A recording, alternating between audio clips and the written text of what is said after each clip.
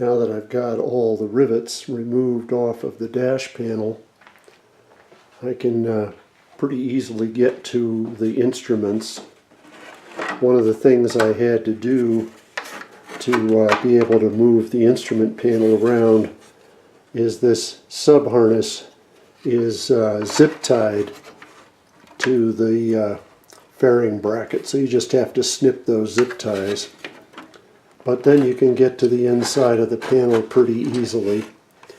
So this is the voltmeter here, and you have your ground wire, then you have the illumination wire, and then you have the green-black wire for the power input that measures voltage. You have the ignition switch here. You have a green wire, a green-yellow wire, the red wire, and right here is the white wire. And then this is the clock, and the black-white wire here is for illumination. There's the power wire, which is red, and the ground wire.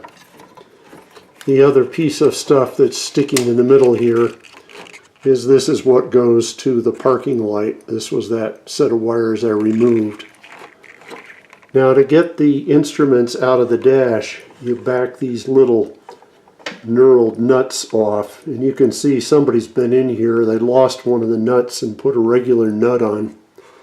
But then the bracket will come loose, and you can slide the module straight out of the fairing this way.